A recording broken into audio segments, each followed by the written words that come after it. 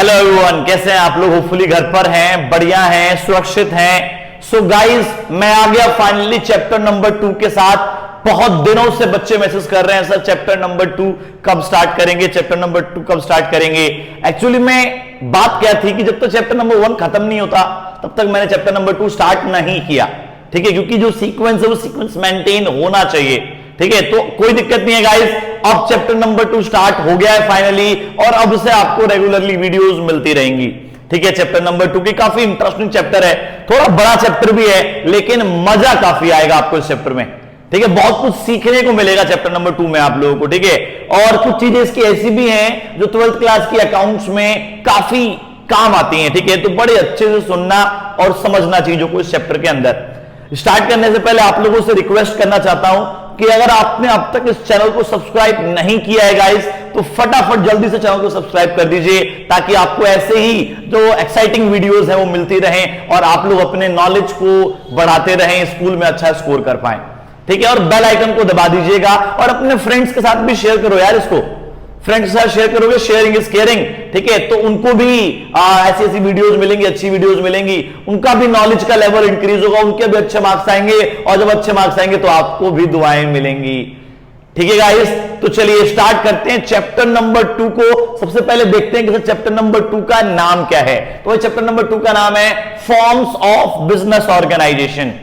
याद करिए, chapter number 1 में हमने क्या सीखा है सर? चैप्टर नंबर 1 में हम लोगों ने बिजनेस के बारे में सीखा, इकोनॉमिक एक्टिविटीज से बिजनेस निकल कर आया, बिजनेस के फीचर्स देखे, क्लासिफिकेशन ऑफ बिजनेस देखा।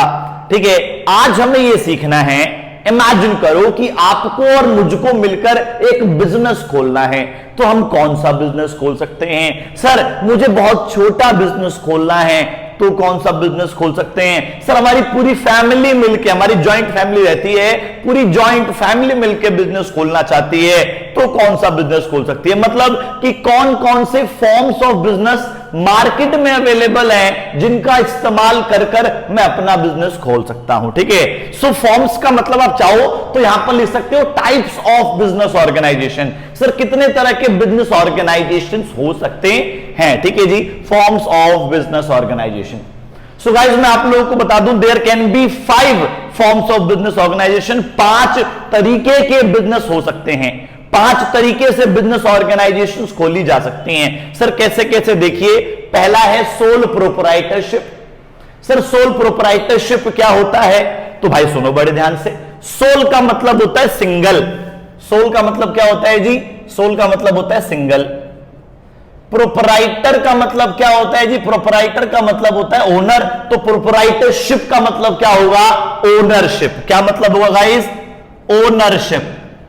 ठीक है, तो नाम से ही कुछ आइडिया लगा। सर सोल प्रोप्राइटरशिप का मतलब क्या होता है? जहां पर सिंगल ओनरशिप हो। आपकी गली के बाहर एक परचून की दुकान होगी, कितने मालिक हैं? सिर्फ सब एक मालिक है, सिर्फ सिंगल ओनर है। ठीक है जी। सर आपकी गली के कोने पर एक स्टेशनरी की शॉप भी है, सर कितने मालिक हैं? सिर्फ एक मालिक है।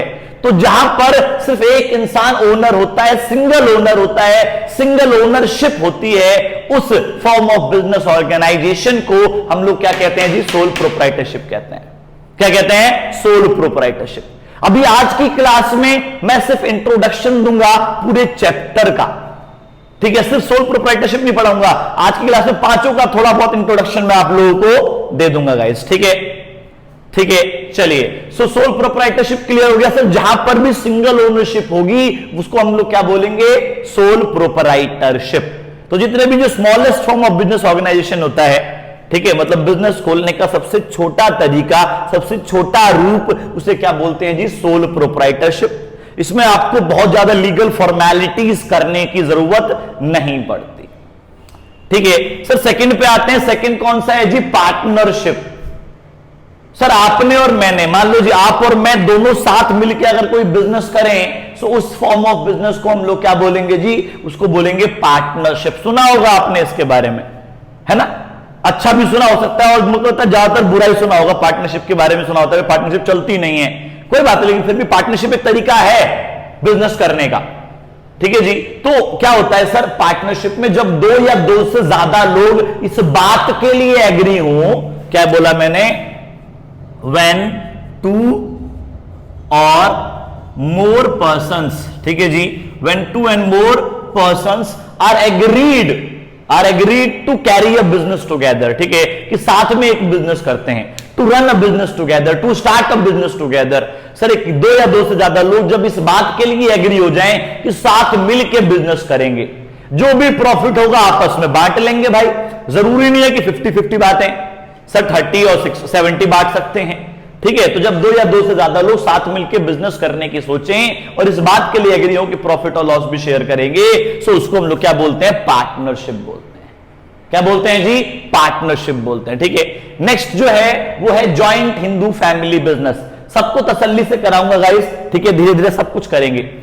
Joint Hindu family business sir क्या होता है, जैसे आपने एमडीएच मसाले के बारे में सुना होगा, एमडीएच है ना। सो उसमें क्या है जी, जॉइंट हिंदू फैमिली बिजनेस। जो एमडीएच मसाले है वो एक जॉइंट हिंदू फैमिली बिजनेस का परफेक्ट एग्जाम्पल है। वहां देखा होगा आपने जी, वहां पर एक एजेड से अंकल हैं, बुढ़े बाबा हैं, तो वो बुढ़े बाबा क्या है जी, वो उस फैमिली के सबसे एल्डेस्ट मेंबर हैं, ठीक है।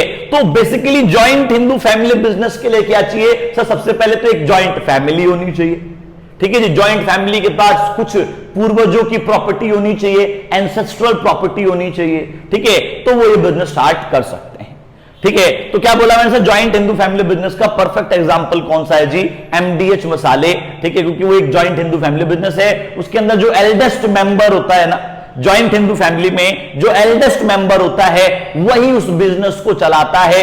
मेन कंट्रोल, मेन ओनरशिप जो होती है उसी एल्डेस्ट मेंबर के पास होती है, ठीक है। सर क्या बोलते हैं उसको भाई, मुखिया बोलते हैं या फिर कर्ता बोलते हैं। जो एल्डेस्ट मेंबर होता है, जैसे एमडीएच मसाले में जो बुढ़े बाबा हैं वो क्या है जी, वो एल्डेस्ट मेंबर हैं, वो मुखिया हैं, ठीक है, वो कर्ता बोल सकते हो आप उनको, वो कर्ता है उसके बिजनेस के। सारे डिसीजंस जो लेंगे वही लेंगे। तसल्ली से कि करके डिटेल में पढ़ाऊंगा पॉइंट वाइज, अभी सिर्फ ओवरऑल आइडिया दे रहा हूं आप लोगों को, ओवरऑल आइडिया दे रहा हूं, ठीक है।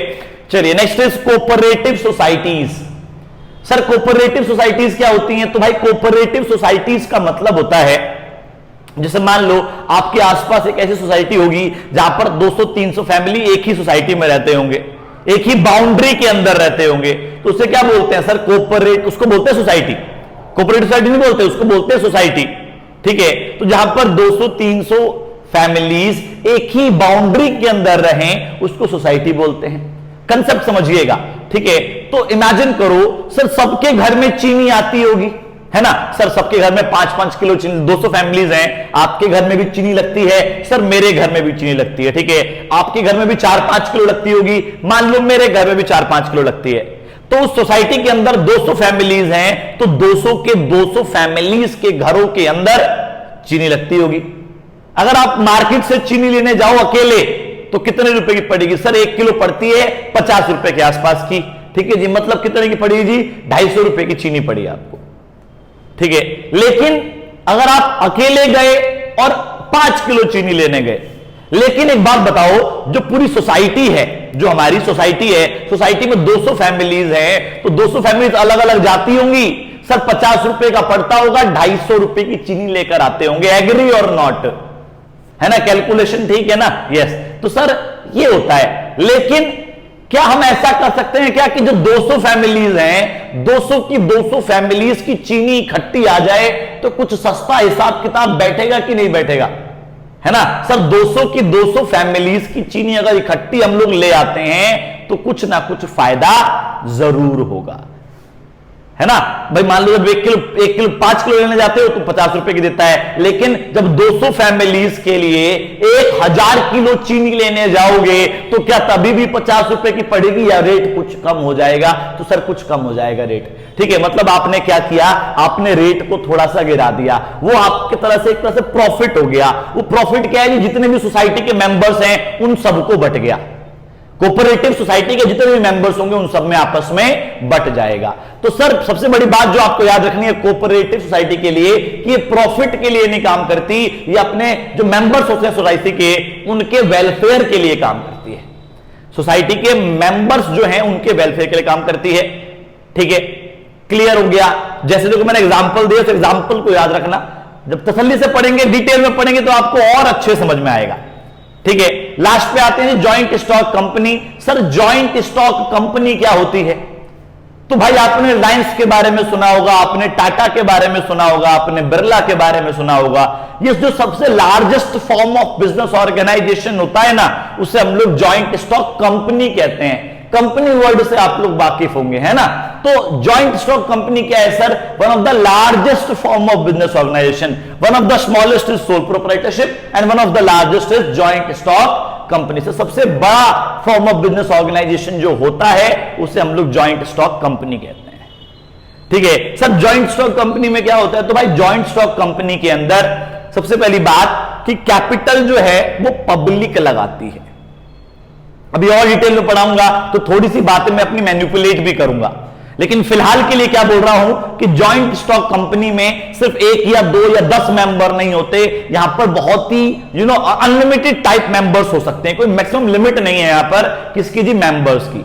जबकि यहां पर देखोगे तो सर यहां पर एक ही मेंबर हो सकता है। पार्टनरशिप में मैक्सिमम 50 मेंबर्स हो सकते हैं। जॉइंट हिंदू फैमिली बिजनेस में सर फैमिली के लोग ही मेंबर हो सकते हैं। कोऑपरेटिव सोसाइटी में भी बहुत एक लिमिट है, ठीक है। सोसाइटी के जितने लोग हैं सिर्फ वही मेंबर बन सकते, सोसाइटी के बाहर के लोग मेंबर्स नहीं बन सकते। लेकिन यहां पर क्या है, जॉइंट स्टॉक कंपनी में कोई मैक्सिमम लिमिट नहीं है कि आपको कितने मेंबर्स बनाने हैं, ठीक है। One of the largest form of business organisation, Tata, Reliance, Birla, ठीक है, जितनी बड़ी बड़ी कंपनियों का नाम सुना है आपने वो सब क्या है जी? जॉइंट स्टॉक कंपनीज हैं।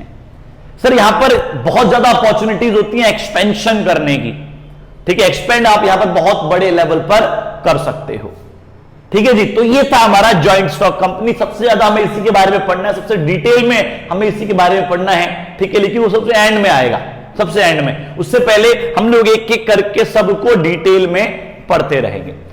चलिए जी, अब मैं आपको कुछ स्पेशल पॉइंट्स, टर्म्स यूज करके सबको रिलेट कर देता हूं, ठीक है। कुछ टर्म्स आपके सामने लेकर आऊंगा और उस टर्म्स का यूज करके सब पांचों के पांचों फॉर्म ऑफ बिजनेस ऑर्गेनाइजेशन को थोड़ा और डिटेल में समझने की कोशिश करते हैं, ठीक है।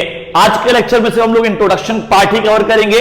नेक्स्ट लेक्चर में मैं सोल प्रोप्राइटरशिप के साथ स्टार्ट करूंगा।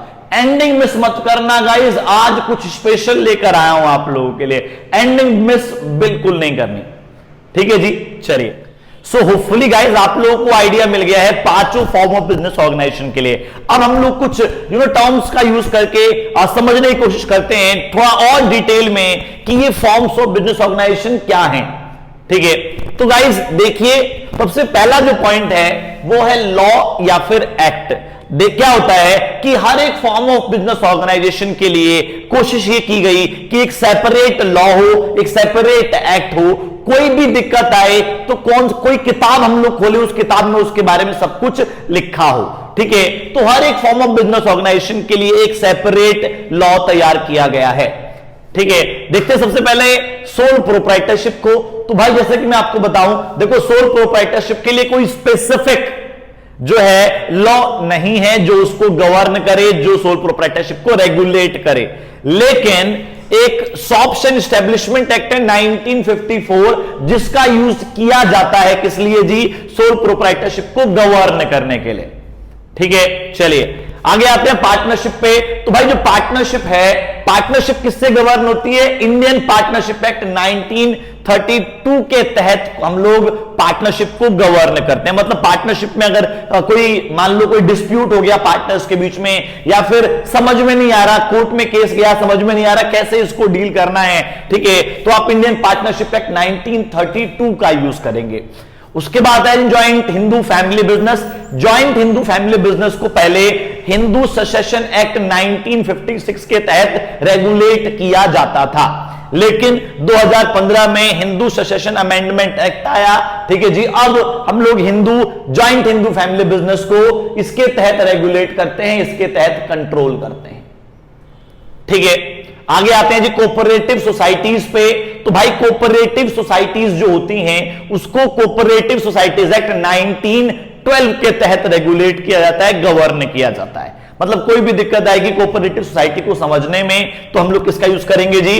कोऑपरेटिव सोसाइटीज एक्ट 1912 का यूज किया जाएगा, ठीक है। The last is joint stock company. भाई जॉइंट स्टॉक कंपनी के लिए जॉइंट स्टॉक कंपनी के लिए कंपनीज एक्ट 1956 हुआ करता था, जिसको कंपनीज एक्ट 2013 से रिप्लेस कर दिया गया है। ठीक है, मतलब अब कंपनीज के रिगार्डिंग कोई भी अगर दिक्कत आती है तो कौन सी किताब को, कौन से एक्ट को देखा जाता है जी? द कंपनीज एक्ट 2013 को देखा जाता है। मतलब अगर मुझे फॉर्मेशन करनी है किसी भी फॉर्म ऑफ बिजनेस ऑर्गेनाइजेशन की, कैसे खुलेगा जी? इन कानून के तहत ही खुलेगा। इसके अंदर जो भी रूल्स एंड रेगुलेशन, जो भी प्रोसेस, जो भी टर्म्स एंड कंडीशन लिखी है, उन टर्म्स एंड कंडीशन को फॉलो करके ही मैं ये स्पेसिफिक बिजनेस खोल सकता हूं।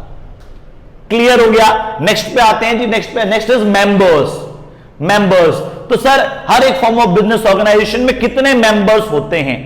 तो भाई सोल प्रोप्राइटरशिप में, ये तो मैंने आपको बताया था, सोल प्रोप्राइटरशिप में एक सिंगल ओनर होता है। सोल का मतलब सिंगल, तो सोल प्रोप्राइटरशिप में ओनली ओनर ही, मतलब एक ही मेंबर हो सकता है। ठीक है सर। पार्टनरशिप की बात करें तो पार्टनरशिप में मिनिमम 2, मैक्सिमम 50, मिनिमम 2 लोग मेंबर हो सकते हैं पार्टनरशिप में, मतलब 2, मैंने बताया 2 या 2 से ज्यादा। तो सर कितने ज्यादा? तो भाई मैक्सिमम लिमिट है इसकी 50। ठीक है, अब आते हैं जॉइंट हिंदू फैमिली बिजनेस पे। तो भाई जॉइंट हिंदू फैमिली बिजनेस में मिनिमम 2 लोग होने चाहिए। ठीक है, और कोई मैक्सिमम लिमिट नहीं है भाई, जितने लोग फैमिली में होंगे, अब उसकी कोई लिमिट तो नहीं होगी ना। ठीक है, तो minimum 2, maximum no limit. Cooperative societies के अंदर सर अगर सोसाइटी खोलनी है, कोऑपरेटिव सोसाइटी खोलनी है, तो मिनिमम 10 मेंबर होने चाहिए और मैक्सिमम कोई लिमिट नहीं होती।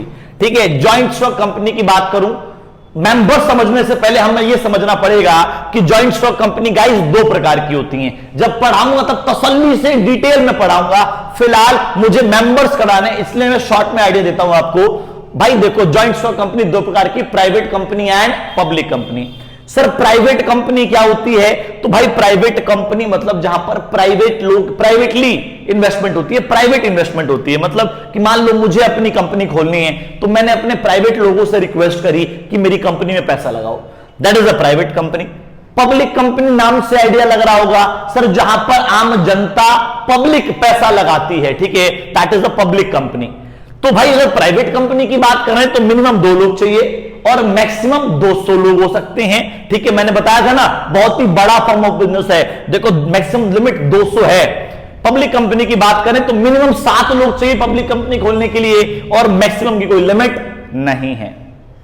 ठीक है, तो ये थे भाई मेंबर्स के बेसिस पे मैंने 5 को समझाने की कोशिश करी।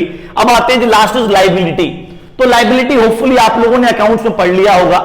ठीक है, जो अपने पास है लेकिन अपना नहीं है उसे लायबिलिटी कहते हैं। बिल्कुल सिंपल लैंग्वेज में बता रहा हूं, जो अपने पास है, हमारे पास है लेकिन हमारा नहीं है, उसको क्या बोलते हैं जी? उसको लायबिलिटी बोलते हैं। अब सर सोल प्रोप्राइटरशिप में लायबिलिटी क्या होती है? वो होती है अनलिमिटेड। सर ये अनलिमिटेड लायबिलिटी क्या होती है उसको समझना बड़े ध्यान से। अगर समझ में ना आए तो एक बार रिवाइंड करके दोबारा सुन लेना, समझ में आ जाएगा। 2 बार सुन लोगे ना तो अच्छे समझ में आ जाएगा। ठीक है, चलिए। तो सर जो सोल प्रोप्राइटरशिप है, सोल प्रोप्राइटरशिप में लायबिलिटी जो होती है वो अनलिमिटेड होती है। सर ये अनलिमिटेड लायबिलिटी क्या होती है? तो सुनिएगा इस बड़े ध्यान से। इमेजिन करो मैंने आपसे 5 लाख रुपए लिए और एक अपनी दुकान खोली, परचून की दुकान खोली, पैसे आपसे 5 लाख रुपए लिए थे। क्या हुआ? दुकान चली नहीं। जो मेरी दुकान है वो ज्यादा दिनों तक चली नहीं, मेरे को दुकान बंद करनी पड़ रही है। ठीक है, आप आगे, जैसे मैं दुकान बंद करने जा रहा था, आप आगे भाई मेरे 5 लाख रुपए दे दे। मैंने सारा सामान बेच दिया और सारा सामान बेचने के बाद मेरे पास 3 लाख रुपए ही हुए। मैंने बोला भैया देखो सारा सामान बिक गया, दुकान चली नहीं, ये लो 3 लाख रुपए, मान जाओ।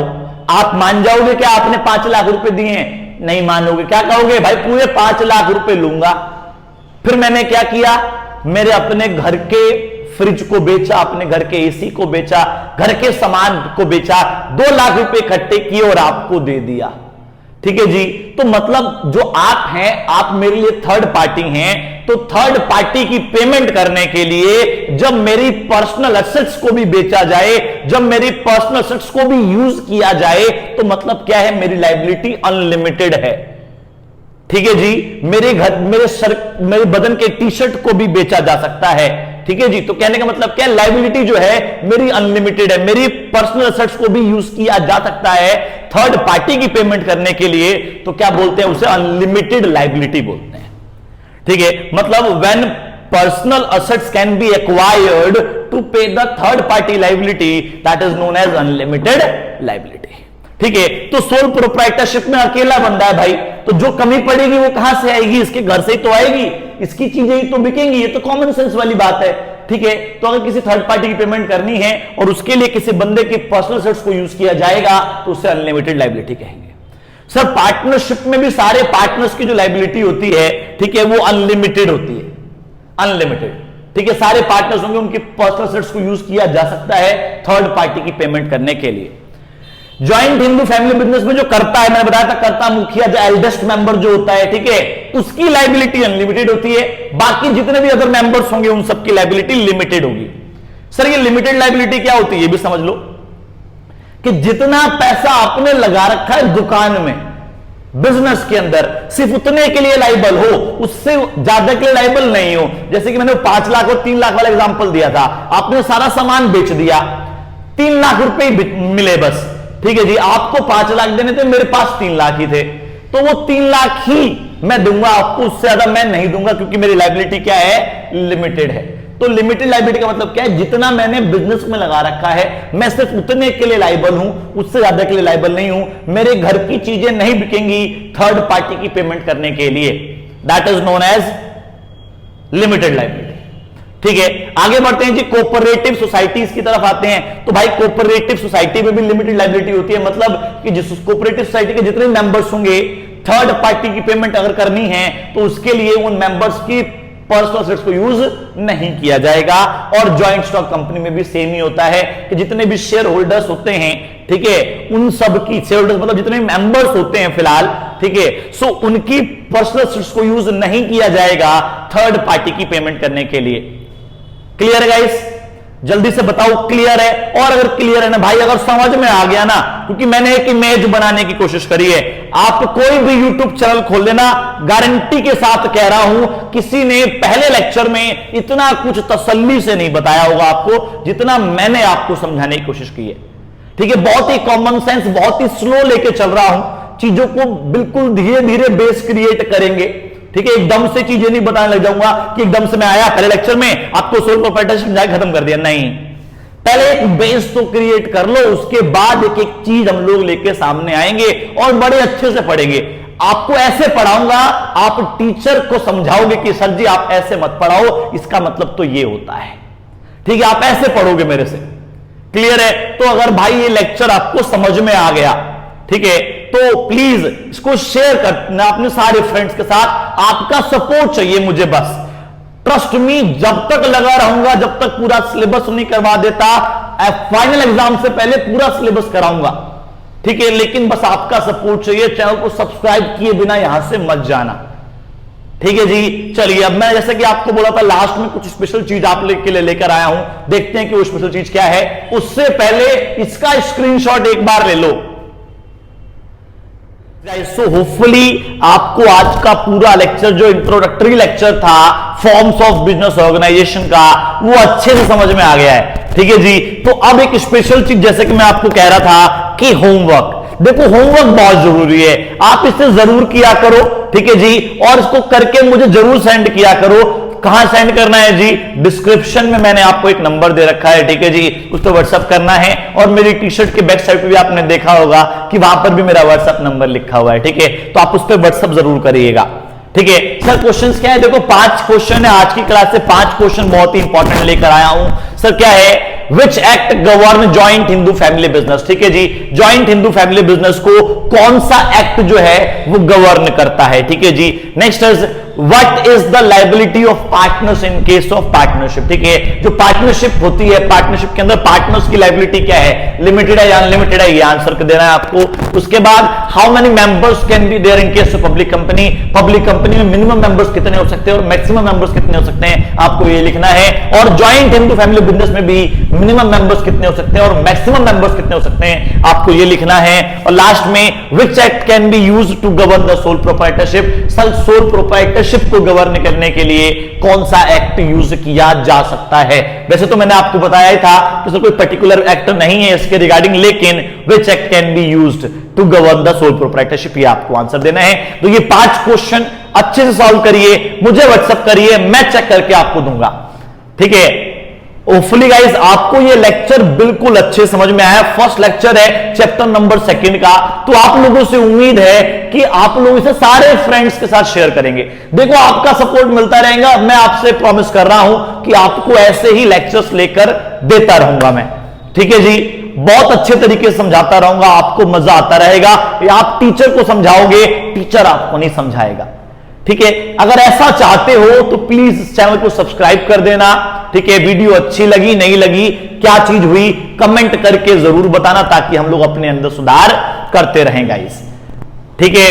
सो मिलते हैं बहुत ही जल्द नए लेक्चर के साथ। अगर आप हमारी पेड क्लासेस को ज्वाइन करना चाहते हैं, ठीक है, यहां पर तो देखो मैं फ्री पढ़ाता हूं। अगर आप चाहते हैं कि सर मुझे पेड क्लासेस भी ज्वाइन करनी है जहां पर आप बहुत और भी अच्छे से पढ़ाओ, जहां पर मैं आपका टेस्ट लूं, आपको होमवर्क आपका चेक करता रहूं और आप मुझसे 1-on-1 क्वेश्चंस पूछ सकें, आपके डाउट्स 1-on-1 मैं आपके डाउट्स को सॉल्व कर सकूं, ठीक है, आप ऑनलाइन टेस्ट दे सके। तो अगर आप ये सारी फैसिलिटी चाहते हैं तो आपको यहां से हटकर हमारे मिशन 100 क्लासेस की एक ऐप है, उसका भी लिंक जो है डिस्क्रिप्शन में दे रखा है, उसके थ्रू हम लोग अपनी लाइव क्लासेस लेते हैं। तो अगर आप पेड लाइव क्लासेस को ज्वाइन करना चाहते हैं तो आप इस जो नंबर लिखा हुआ है, ठीक है, उसके ऊपर कॉल कर सकते हैं और मैं आपको फिर सारी डिटेल दे दूंगा।